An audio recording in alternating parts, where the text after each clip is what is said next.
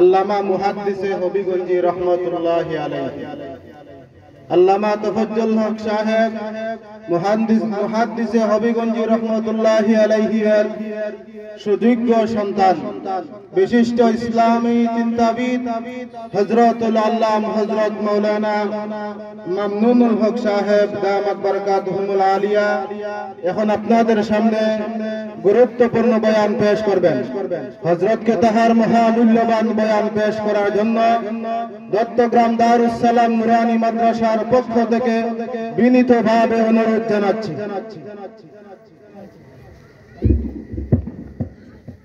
আসসালামু আলাইকুম ওয়া রাহমাতুল্লাহি ওয়া বারাকাতুহু।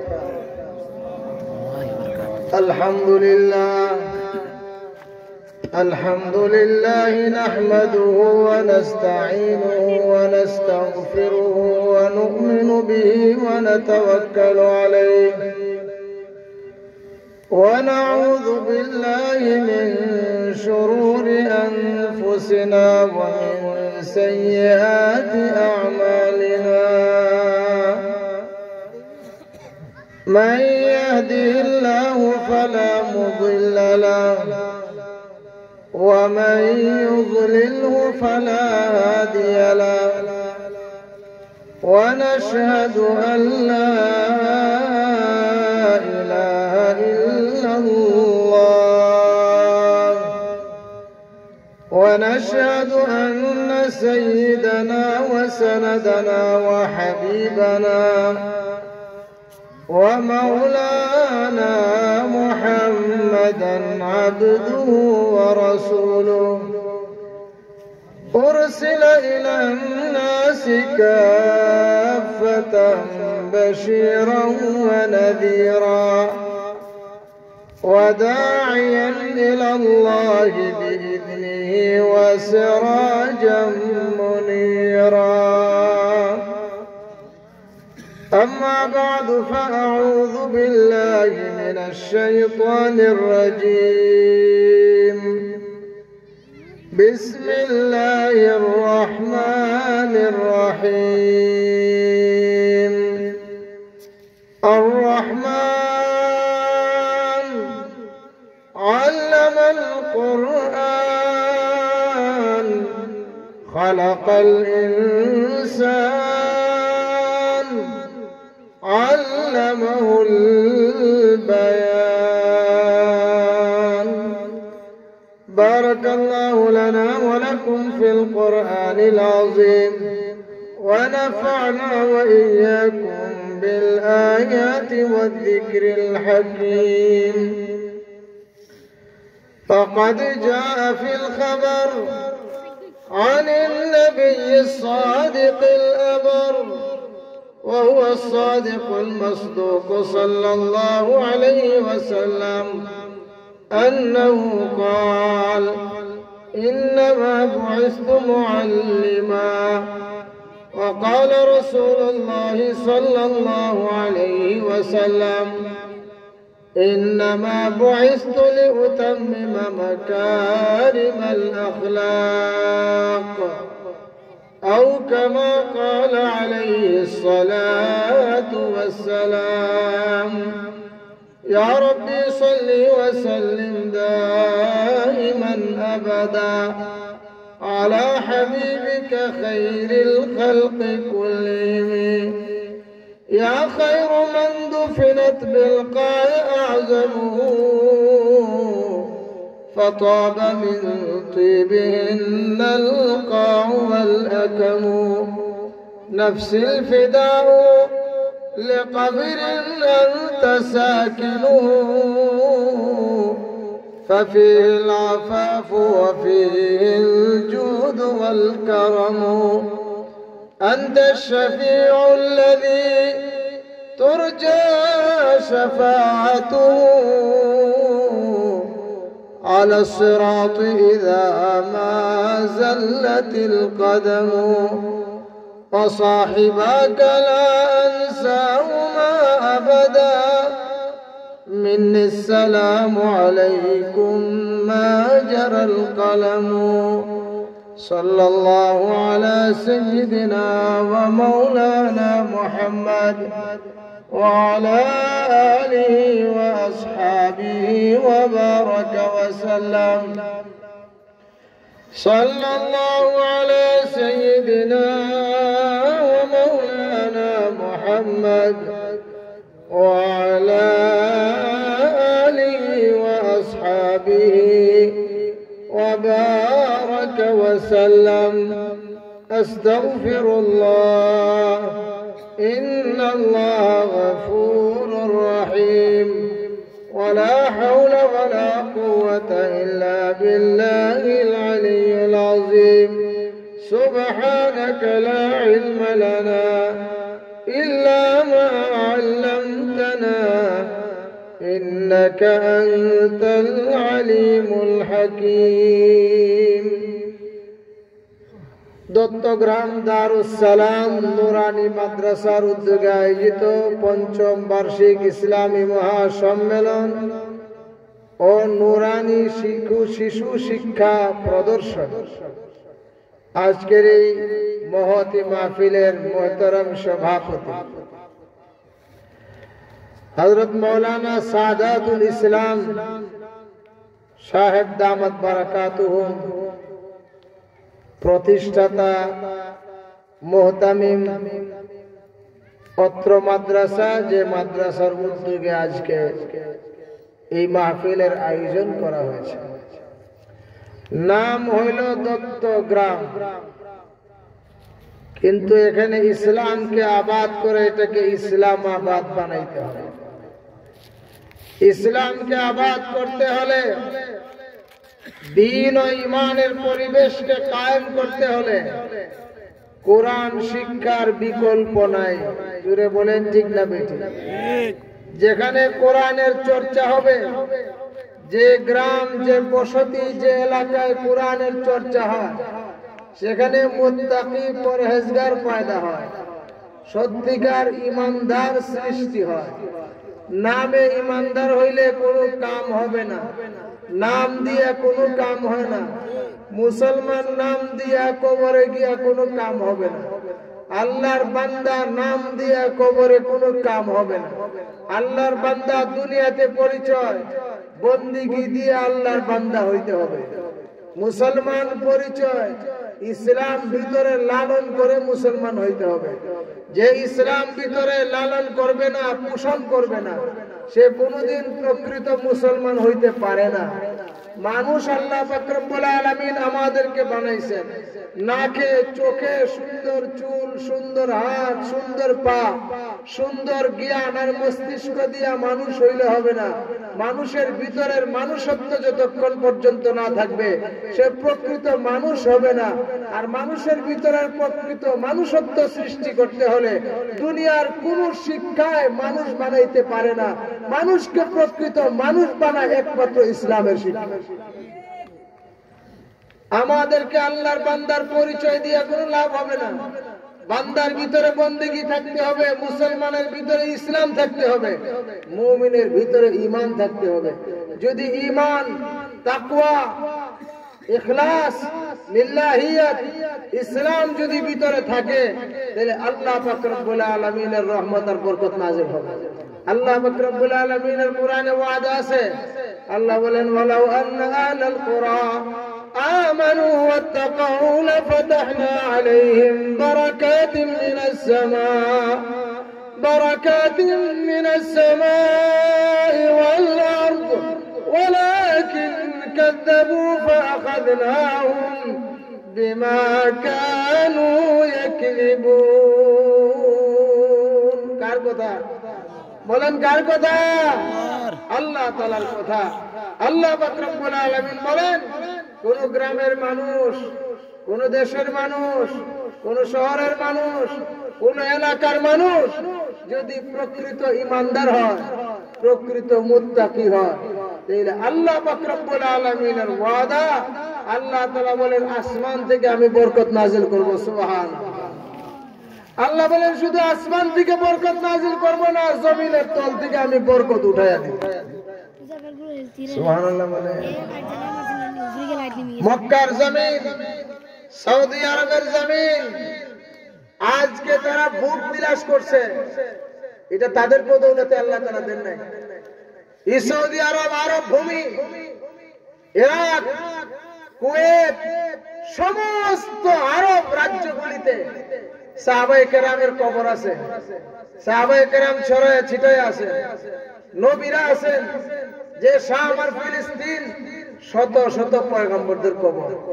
সৌদি আরব যে রাষ্ট্র বর্তমান, তো সৌদি আরব নতুন রাষ্ট্রের নাম মামলাকাতুস সাউদিল আরাবিয়া।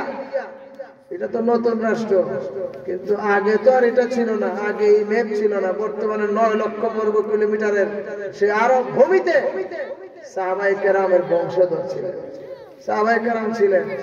তাদের আমল আর ঈমানের বরকতে, তাদের দুআ আর ইস্তিগফারের বরকতে, সবচেয়ে বড় কথা আমাদের নবী কুল কায়নাতের সরদার, সমস্ত পয়গম্বরদের ইমাম, সমস্ত নবী রাসূলদের ইমাম, আমাদের নবী, আপনাদের নবী, আল্লাহ তাআলার মাহবুব, আল্লাহ তাআলার হাবিব, সরওয়ারে কায়নাত, দু জাহানের সরদার মুহাম্মদুর রাসূলুল্লাহ সাল্লাল্লাহু আলাইহি ওয়াসাল্লাম মক্কার জমিনে জন্মগ্রহণ করেছেন, মদিনাতে হিজরত করেছেন। মক্কা একবারই, মদিনা একবারই, জন্ম মক্কায়, কবর মদিনায়। সুবহানাল্লাহ। নবী আলাইহিস সালাতু ওয়াস সালামের আগে হযরত ইব্রাহিম আলাইহিস সালাম আবাদ করেছেন মক্কা। ইব্রাহিম আলাইহিস সালাম দোয়া করছেন, আল্লাহ পাক রব্বুল আলামিন ইব্রাহিমের দোয়াকে কবুল করছেন। সেই ইব্রাহিমের ত্যাগের তিতিক্ষা, হযরত ইসমাঈলের ত্যাগের তিতিক্ষা আর কুরবানি, হযরত হাজেরের ত্যাগ তিতিক্ষা কুরবানির বদৌলতে আল্লাহ পাক রব্বুল আলামিন যে দুধুর মরু প্রান্ত, যেখানে হাইওয়ান, জানোয়ার, মানুষ কোনো কিছুর অস্তিত্ব ছিল না, পাথর ভূমি ছিল, যেখানে সবুজ শ্যামল কোনো গাছ গাছালি কিছুই ছিল না, হযরত ইব্রাহিমের পরীক্ষার দোয়া, হযরত হাজেরের পরীক্ষার দোয়া, হযরত ইসমাঈলের পরীক্ষার দোয়ার বদৌলতে আল্লাহ পাক রব্বুল আলামিন একটা পরিবারকে আবাদ করেছেন, যারা মুত্তাকি ছিলেন, মুত্তাকিনদের ইমাম ছিলেন। হযরত ইব্রাহিম আলাইহিস সালাম দোয়াই করছেন, আয় আল্লাহ, আমার পরিবারকে নামাজি বানাও আর আমার পরিবারের প্রতিটা সদস্যকে মুত্তাকিনদের ইমাম বানায় দাও। আসেনি দোয়া, রব্বি জাআলনি মুকিমাস সালাতি ওয়া মিন যুররিয়্যতি রব্বানা ওয়া তাকাব্বাল দুআ রব্বানা ইগফিরলি ওয়া লিওয়ালিদাইয়া ওয়া লিল মুমিনিনা ইয়াওমা ইয়াকুমুল হিসাব। দোয়া কার? আপনারা ঘুমাইতেছে ইব্রাহিমের। আসেন না আমার দিকে, সিন্নি আইব সময় মতো। এখন হজাক আছেন নি? ইব্রাহিম আলাইহিস সালাম পরীক্ষা ছাড়া দোয়া করছেন না, পরীক্ষা দিয়া দোয়া করছেন। ইব্রাহিম আলাইহিস সালাম দোয়া আল্লাহ কবুল করছেন না ফিরাই দিয়েছেন? কথা বলেন। বুঝা গেল আল্লাহ তাআলার কাছে এমনি এমনি খালি মাগ না চাইলে লইলে হয় না, আল্লাহর কাছে পরীক্ষা দিয়া চাইতে হয়। পরীক্ষা দিয়া যখন আল্লাহ তাআলার কাছে চায়, তখন আল্লাহ তাআলার মায়া লাগে, আমার বান্দা পরীক্ষা দিয়া পাস করছে। বাচ্চা যখন পরীক্ষা দিয়া পাস করে, বাবা পুরস্কার দেয়। আর পরীক্ষা যদি ফেল করে, তা বাবা অসন্তুষ্ট হয়। কথা বলেন ঠিক না বেটি? মা ঘরের দরজা লাগায় রেখে দেয়, মা ভাই আইস গরম খাইতে, পরীক্ষা ফেল করছে। ইব্রাহিম আলাইহিস সালাম 1 নম্বরে পাস করেছেন, এই জন্য খলিলুল্লাহ, আল্লাহ তাআলার বন্ধু হয়ে গেছে। ইব্রাহিম আলাইহিস সালামের পরীক্ষা, ইসমাঈলের পরীক্ষা, কুরবানি দিয়া পরীক্ষা, এমনি এমনি পরীক্ষা না।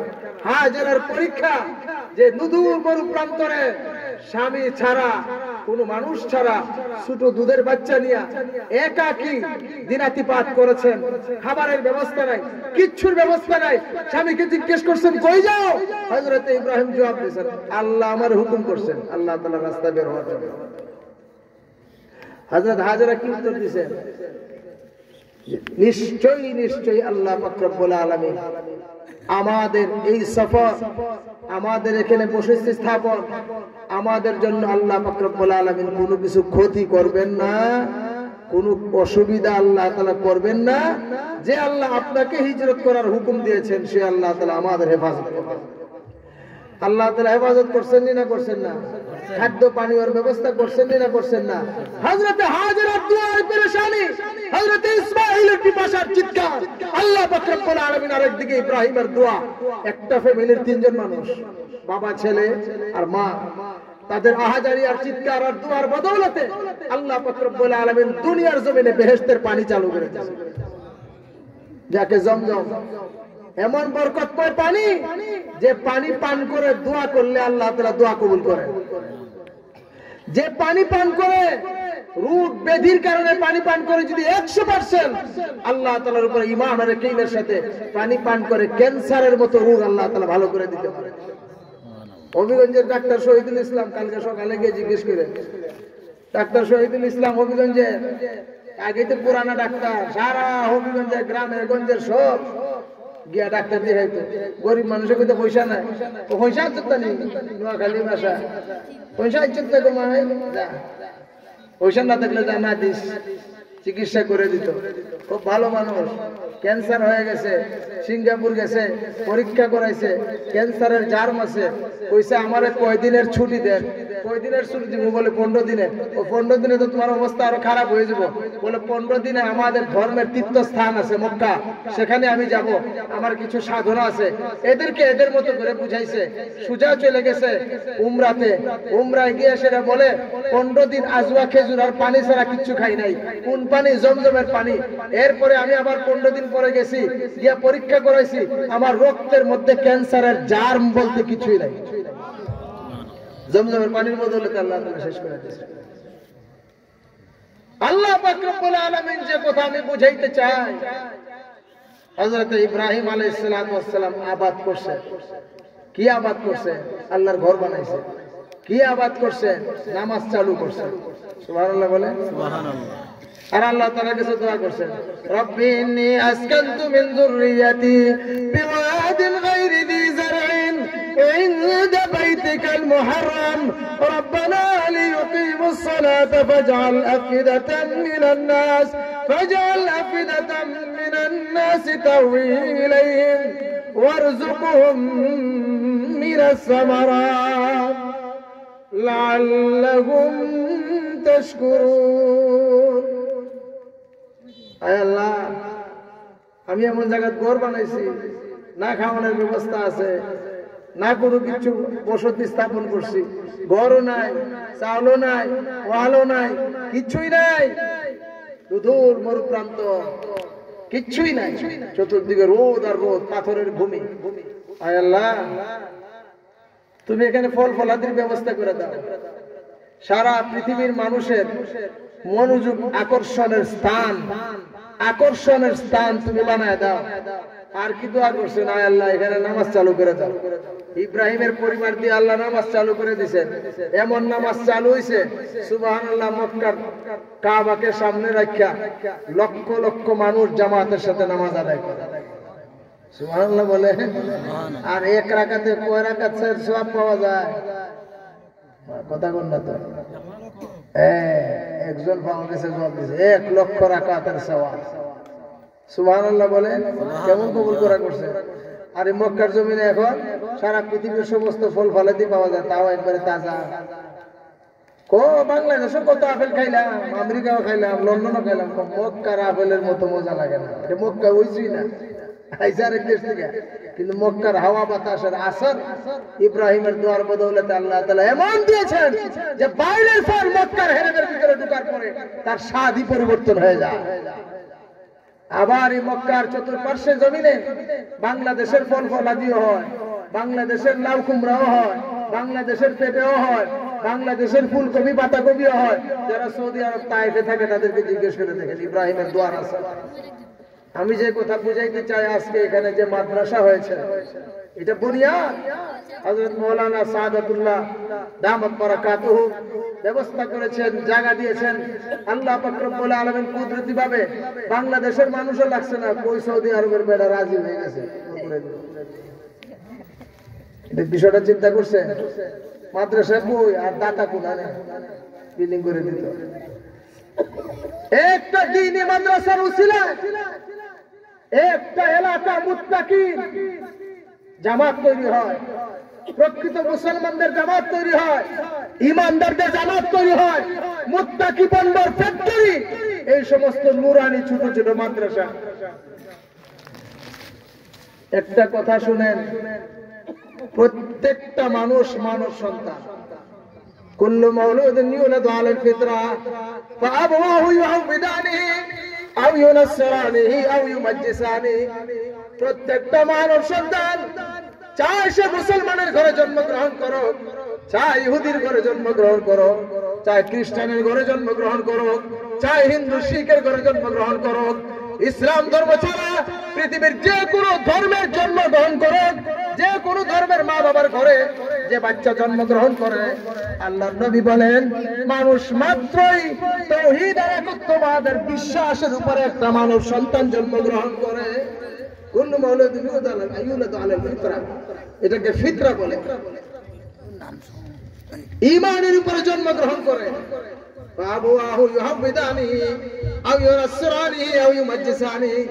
এরপরে তার মাতা পিতা, এই মাতা পিতার ব্যাখ্যা মুহাদ্দিসরা বলেন শুধু মাতা পিতা নয়, তার পরিবেশ, তার শিক্ষা, তার সমাজ, তার রাষ্ট্র ব্যবস্থা, তার সমাজ ব্যবস্থা, তার শিক্ষা ব্যবস্থা তাকে পরিবর্তন করে, তার ধ্যানকে পরিবর্তন করে, তার চিন্তাকে পরিবর্তন করে, তার দর্শনকে পরিবর্তন করে, তার খেয়ালকে পরিবর্তন করে, তার সব কিছুকে পরিবর্তন করে। এবার তার আশপাশের পরিবেশ, তার মাতা পিতার শিক্ষার কারণে সে ইহুদি হইতে পারে, নাসারা হইতে পারে, মুরতাদ হইতে পারে, নাস্তিক হইতে পারে। যদি মাতা পিতা সর্বপ্রথম ছোট বাচ্চাকে তাওহীদের শিক্ষা দেয়, বড় হওয়ার পরেও সে তাওহীদের শিক্ষাকে ভুলে না, ঈমানের শিক্ষাকে ভুলে না। ছোট বাচ্চা শক্ত মাটির মধ্যে আপনি গাছ লাগাইতে পারবেন না। আমার কথা বুঝেননি? শক্ত মাটিতে গাছ লাগায় না, মাটি নরম করে গাছ লাগায়। বলেন, ছোট বাচ্চা শিশু, তার মস্তিষ্ক থাকে নরম, তার দিল থাকে নরম, তার হৃদয় থাকে উদার। একটা ছোট বাচ্চা বাড়িতে একটা ফকির মিসকিন আসলে, একটা বড় মানুষের চেয়ে ছোট একটা বাচ্চার দেখবেন দয়া মায়া বেশি থাকে। কোন ফকির মিসকিন আসলে দৌড়ায় গিয়া, মারেও জিজ্ঞেস করবে না, কিচ্ছু জিজ্ঞেস করবে, দৌড়ায় গিয়া দেখবেন চালের ডামের ভিতর থেকে এক বাড়ি চাল জাল হয়েছে সব নিয়ে দৌড়ায় গিয়ে ফকির দিয়ে দিবে। তার দেখে মায়া লাগছে কেন? এটা মানব সন্তান, তার ভিতরে দয়া মায়া নরম, তার অন্তর নরম, মস্তিষ্ক নরম। ছোট বাচ্চাকে কেউ মায়া করে যদি কোনো কিছু বলে, তাহলে তার সাথে সাথে মানসিক ভাবে দুর্বল করতে পারে। ছোট বাচ্চারা কিছু বললো, আমি মুসিবতে পড়ছি, আমার সহযোগিতা করো, এক চিনে আমি তোমার চাচা লাগি, এটা আসলে চিনে না।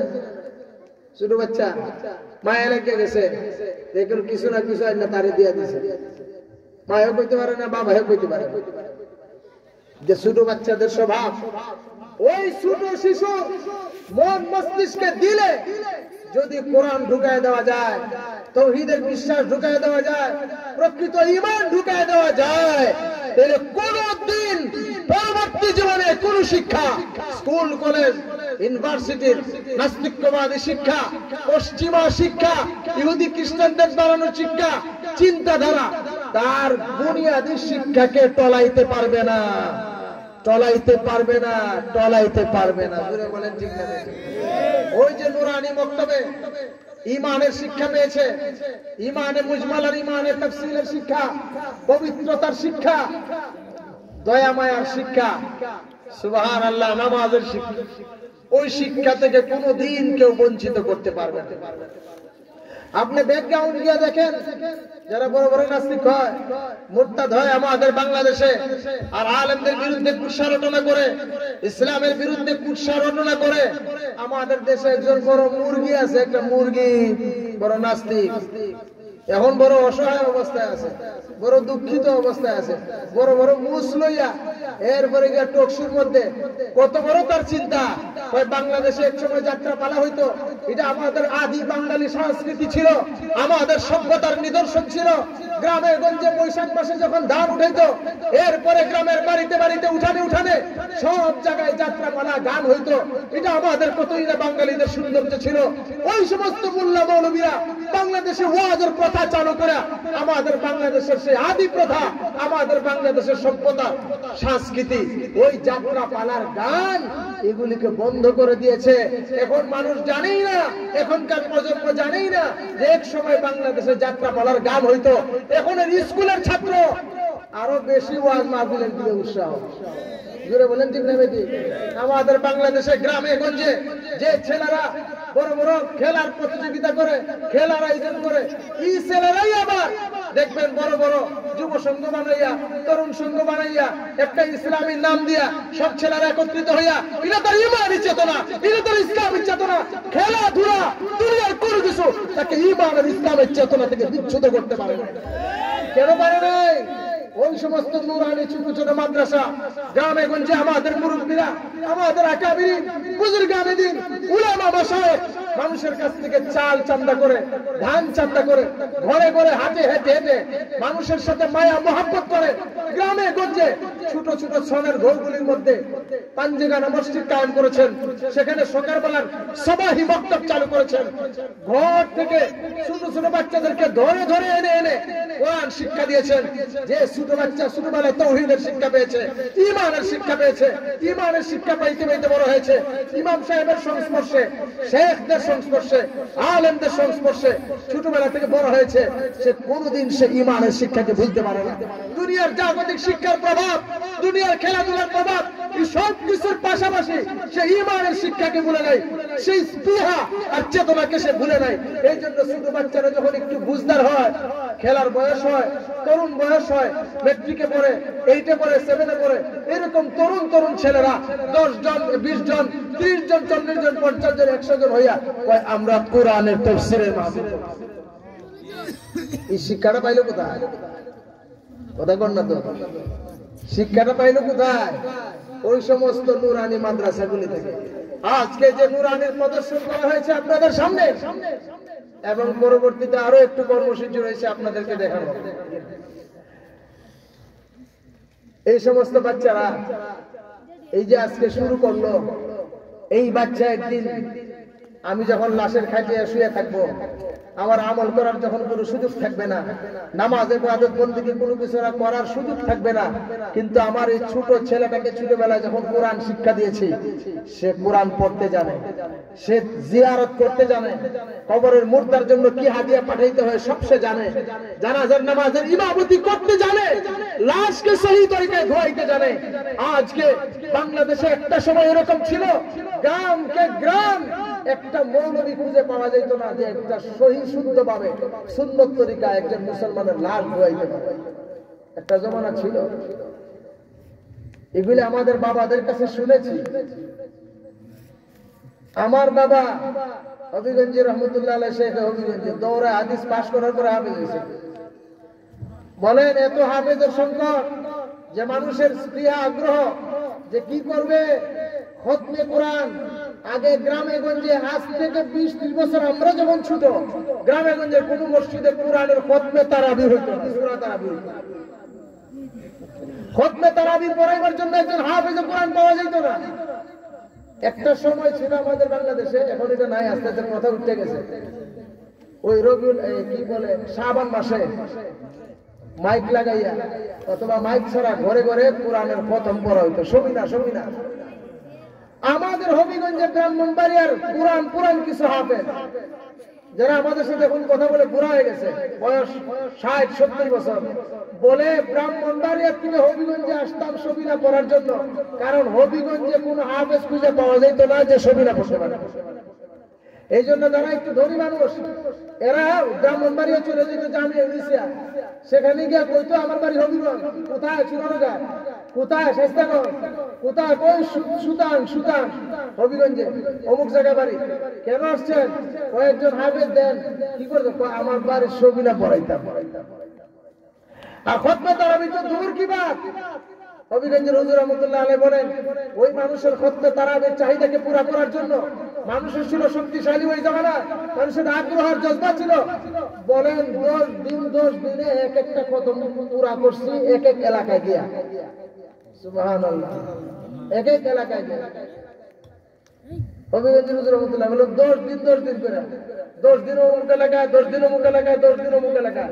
ওই লাখাই সিংগাও একটা গ্রাম আছে, সেখানে কাটাখালি থেকে হাইতে হাইতে আসতেন, কত মাইল জায়গা, আইসা তারাবির নামাজ পড়াইতেন, আবার হাইতে বাড়িতে যেতেন। এখান থেকে 10 দিন শেষ, এক খতম। এরপরে যেদিন চুনারঘাট, এখানে গিয়ে আবার আরেক 10 দিনে আরেক খতম। এইভাবে খতম, তারাবির মধ্যে খতম, তাহাজ্জুদের মধ্যে খতম। এইরকম হাফেজদের সংকট ছিল। আজকে দত্তগ্রামের খবর তো আমি জানি না, কিন্তু চেহারা দেখে মনে হচ্ছে এই গ্রামেও আলহামদুলিল্লাহ কম বেশ আলেমের সংখ্যা কম হবে না।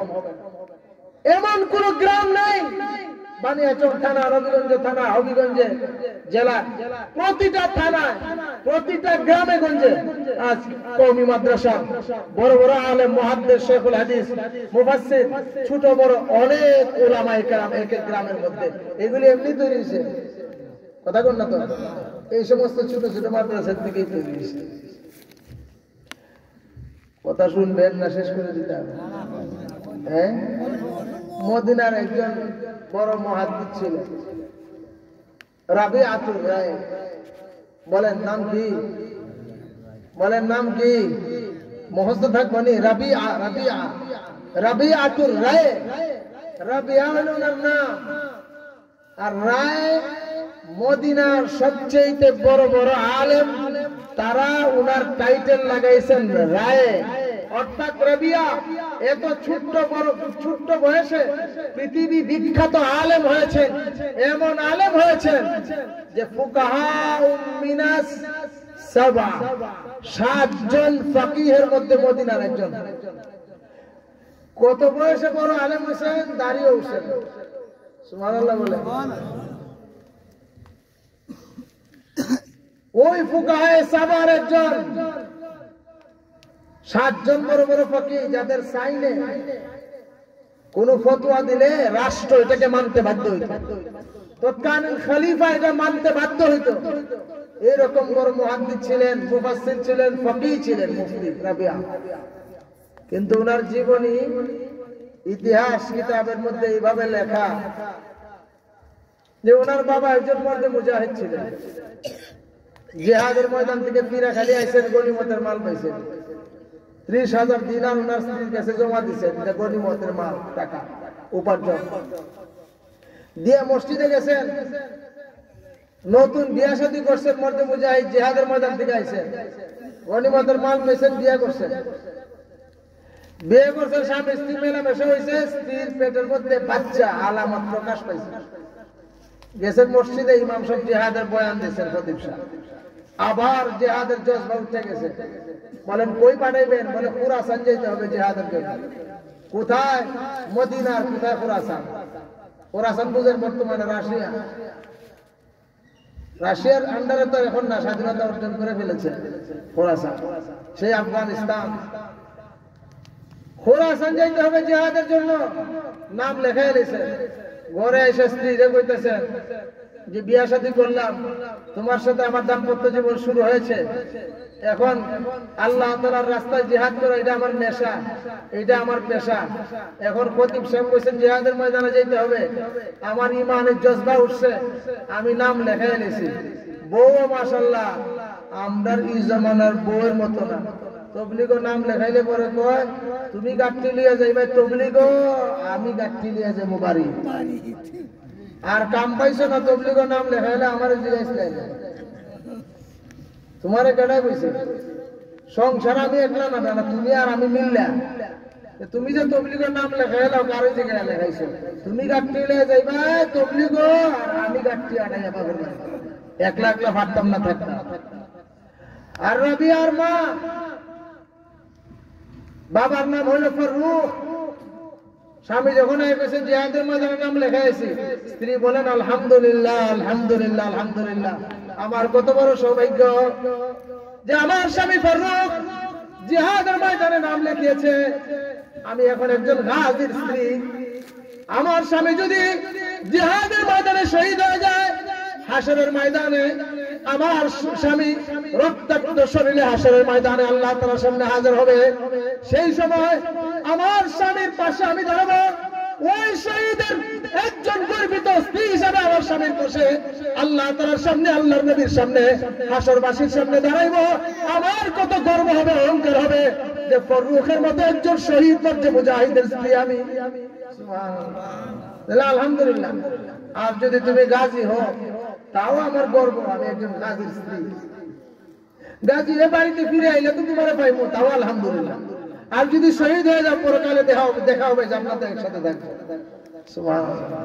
কি উৎসাহ দিয়েছেন স্বামীরে, ব্যাগ টেক গুছাইয়া বেডিং বুডিং বান্ধা অস্ত্র টস্ত্র কোমরে দিয়া বেল্ট টেল্ট বান্ধা দিয়ে অস্ত্রের সাহায্যে সজ্জিত করে স্বামীকে সোয়ারির উপরে উঠায় দিয়েছে। যখন স্বামী সোয়ারির উপরে উঠে গেছে তখন কানে কানে স্ত্রীকে একটা কথা কইছে, শুনবেন? স্ত্রী কি কইছে?